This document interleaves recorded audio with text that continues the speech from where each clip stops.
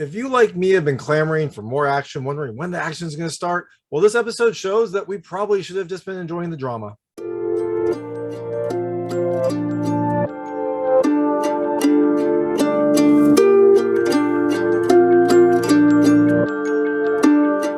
Hey everyone, this is David Stark from Watcher Pass, and I'm here to talk to you about Foundation Season 1, Episode 5, Upon Awakening, which is coming to Apple TV Plus on October 15, 2021.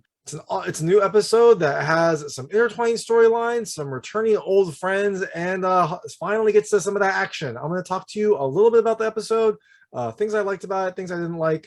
There will be spoilers. I try to keep these somewhat spoiler free, but this one will be tough to talk without spoilers. So I'm just going to go out and say it. There will be spoilers, or you'll figure out what happens in the episode. So watch the episode now. It's on Apple TV Plus. It's 50 minutes long, so it's it's on the shorter side of the Foundation episodes. Then come back and hear my thoughts. In this episode, we have intertwined storylines between some of my favorite characters. We've got Salva, and then we've got Gaal, and they both have separate parallel storylines. They're only parallel in the sense they both progress temporally throughout this episode. They don't interact at all, but you'll have something happen on the Gaal side, and something happen on the Salva side, and something happen on the Gaal side, and it kind of goes back and forth throughout. And you get some interesting revelations, you get some more backstory that we've been waiting for, and you finally get some of that action. And I was wrong. I kept asking for more action. I'll talk about it in the things I didn't love, but it was okay.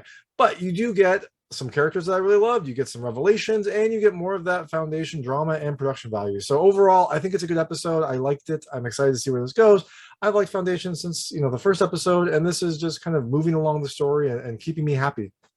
So, things I liked about this episode. The first is the introduction and the end. That introduction was really, really good. You see Gaal's kind of first instance where she starts to wonder whether or not the religion that kind of her whole planet is based on, and her family is very religious, kind of all of that is what she believes. She starts to have kind of a crisis of faith, and it all culminates from this incident that happened at the very start when one of her teachers is kind of Salem witch trial. Essentially, he gets thrown into the sea, kind of like the Ironborn, except he hasn't come back from this. He's just gone. And this is where Gaal maybe starts to question whether or not the beliefs that she's grown up with are correct, or whether her kind of internal knowledge and understanding of math is something that should guide her. Remember, in Foundation, math can be used to predict the future. So she basically has teachings from her family that are saying one thing, but then she's using math to really know what's going to happen, and those are conflicting, and that's kind of where Gaal's crisis first starts. And then you have the ending where you get this big revelation. I don't know exactly what happens yet. I guess we'll find out in the next episode, but it is definitely an ending that will hook you and make you want to watch next week. So second thing I liked, Gaal's back. I really liked having her back. I liked finding out what happened to her. You find out essentially what happened after she had cryo sleep. And also you find out what happened on her ship of exiles after she got into cryo sleep. And so this fills in the backstory of season 2, and this fills in the backstory of episode 2 that made this weird transition where episode 2 ended and then episode 3 started, and there had been a big time shift and you didn't really know why. Well, this tells you a little bit about what happened. It doesn't fill in everything, because I imagine we will learn more about Gaal's story in the next episodes and maybe continue with this parallel story form. But you do get a decent amount of information, which was really nice to have. The third thing I loved is Salva. I really like Salva. She is a fun character. She is kind of growing into her own in this episode. She's really becoming a leader, and she's learning to trust her instincts. And you get to see in this episode that her instincts are usually right. So maybe people should have listened to her. She has some very clever scenes. I really like there was a scene where she had to outsmart an opponent who was holding her mother hostage, and she does a really good job and really kind of plays into her character. And I really like her character. I can't wait to see more. So this episode had two of my favorite characters kind of front and center, so it was a lot of fun to see. The fourth thing I liked is I kind of touched on already, the backstory. We get that missing backstory from episode 2. We finally find out what happened to Gaal, what happened on the ship after Gaal went to sleep. And so we finally get what was missing, and that caused this weird transition between episode 2 and 3. Things I didn't like. The action. I know I've been clamoring for more action and been wondering when it was going to happen. And here it finally happens. And to be fair, it wasn't bad. It just wasn't good. It was highly choreographed. It was slow, at least in terms of the hand-to-hand combat. It definitely looked like, it didn't look natural. It didn't look fluid. It looked like something that was made for a movie, which is not bad, except I was kind of hoping for a little bit more given the rest of the production values in this show. And also you had some gunplay where apparently no one can shoot in this world, because you had essentially a line of enemy soldiers, all with essentially machine guns, firing at a crowd in the open, and literally no one got hit. Which, look, I'm happy the Foundation people at least survived that. I think they later, maybe they didn't survive some of the later aspects, but I'm happy the Foundation people survived that first salvo. But it did feel really weird that no one got hit when you have essentially a firing range situation. So, second thing I didn't love is Imperium ship design.